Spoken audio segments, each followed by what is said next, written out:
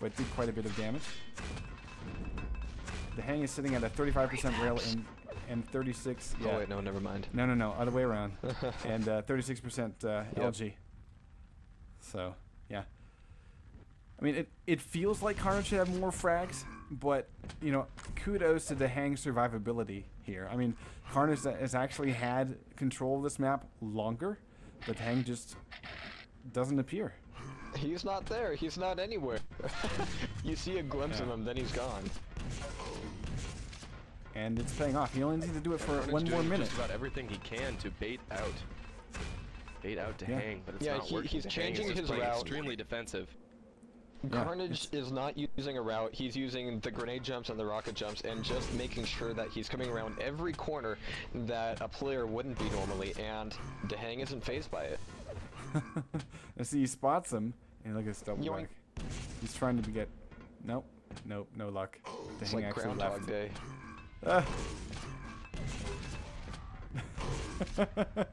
See, this is an obvious play. So DaHanG's gonna... Oh, he actually didn't leave the room.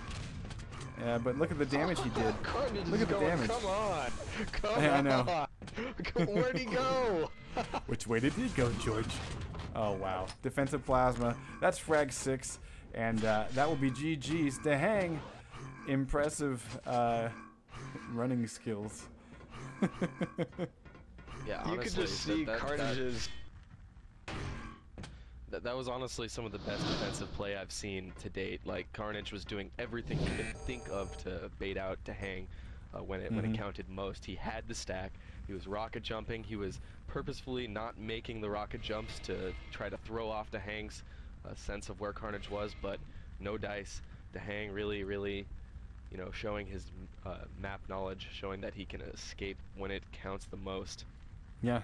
Let me just give a little testament to DaHanG here. He died. Carnage got that first frag on him, and Carnage was about to convert. He started, you know, spamming plasma up to that right hallway where the shotgun is, but DaHanG delayed his spawn.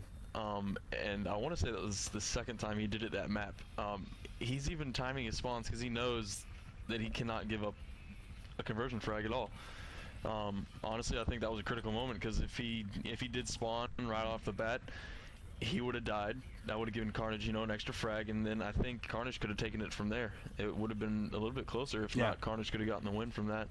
Yeah. We're not done yet. We just got joined here in the virtual studio by DaHanG.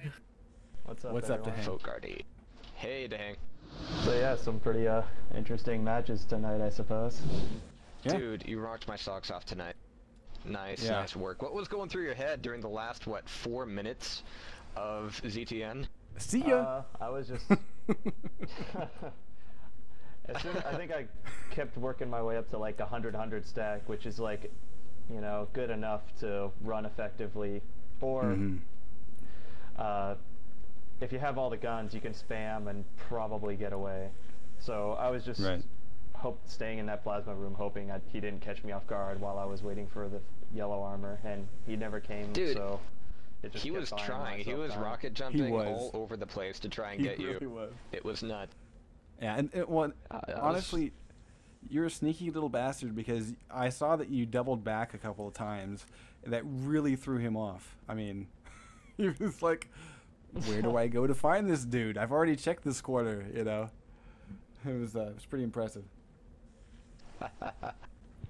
Yeah, I mean, even if he did get me, there was a little time left. He pretty much needed to get pretty good spawn frags, and I was gonna, you know, delay the spawns and hope I got a spawn far away from him and collect a gun and keep running. So a lot of stuff needed to go his way if he did get me within the last like minute and a half. Now let me ask you this: But I was only up by like 4, so. Right. Now, have you scrimmed against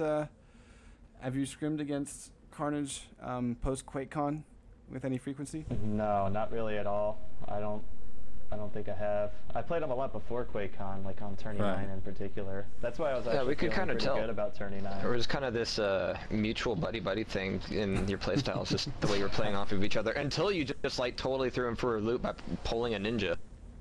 Yeah. Yeah, you know. Well, Tourney 9, he got that shotgun kill by the 50 bubble early when I was like really stacked, and I missed a few shots. That that cost me pretty much everything for the next 3 minutes. It was pretty frustrating. I feel like if he didn't do that, the game wouldn't have nearly been as intense. But I'm still happy. You were just putting on a show, right? Yeah, there was like 200 viewers that needed something cool to watch. So. Well, and one thing I was really impressed with all the matches that we saw among all the players was that it really seemed like tonight was the night of sort of anti-aggression, where we saw players who typically can be really aggressive not able to find their targets in what were pretty close matches. I mean, we really didn't have any blowouts, and I really enjoyed that.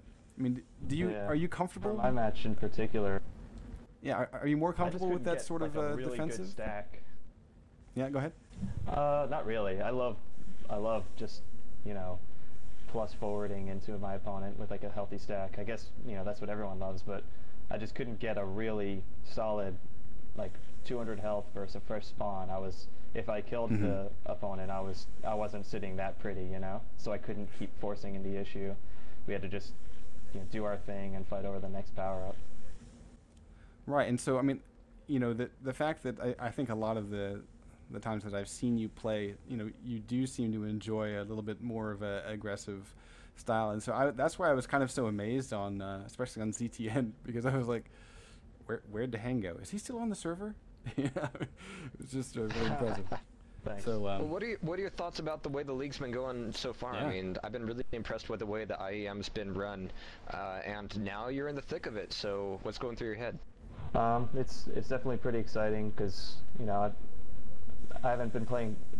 I didn't play Quake a whole lot until more recently. Like I didn't play all last year, and it's really fun to get back into competitions and so forth, and especially with everything going pretty much smoothly, good coverage, a lot of dedicated people like your guys and the ESL staff and so forth running everything right. It's just exciting to me, and I'm happy I won my matches so far. Well, yeah, and on that note, question. huge props to Zoo and Rondrian, because they have done a fantastic job keeping this thing organized, and throughout the course of the day, I'm able to keep in touch with them and say, hey, can you talk to the players if I'm not able to find them on IRC? Can you talk to the players and say, can we nudge your match this way or that way? And honestly, it's their hard work that allowed us to cast all 3 matches this evening. So big props to those guys. But DaHanG, looking at your group, you're now sort of the big man on campus for Group C, because you're the only one to not have even dropped a map, I guess, at this point. Is there anyone that you're really worried about looking forward? Well, I don't know if worry is the right word, but I have a lot of respect for like Rafa, DKT, Chance, and Griffin. Those are like the big, like highest tier players that I'm going against so far, and I know they can all give me really good games and take maps from me. So those are like the main opponents, but there are several others. I mean, Carnage impressed me. I didn't expect, at least on turning 9, to have such a close game, and I think he has a pretty good chance of advancing. Gelisak, he claims he's like the best player of all time as of late, so we'll see what he can do in relegation. He's pretty inspired, even though he lost first Destruct. So, and I know he's been improving. So there's a lot of good players in this event. Yeah, it really is impressive. So, all right. Well, do you have any shout-outs or anything that you want to kind of get across to the viewers, or anything that we should be looking out for? No, nothing in particular. Just thank you guys. He already beat him. What else more do you want from him? Jeez. Yeah, we need to get Chance on here. Is Chance going to do an interview too? Chance came on, but he's having problems with his mic, so I think that's been nixed. That's a shame. What a shame. Well, maybe what we can do is we can bring him on for like a pre-show if he's not able to get his stuff working in the next couple of minutes. Because I mean, honestly, I've been kind of missing. We used to do player interviews all the time when we covered enemy territory Quake Wars, and with the pace of all the coverage we've been doing, it's just, we haven't had time for it. So I'm really glad that you're able to stop by and sort of chat with us a little bit, because I love this community, and I think kind of getting to know the players a little bit kind of gives